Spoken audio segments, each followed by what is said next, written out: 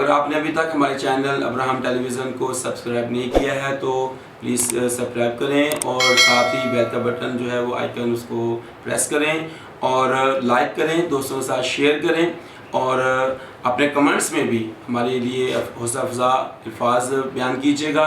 खुदा आपको बड़ी बरकत दे और अपने जलाल के लिए इस्तेमाल करे। आमीन।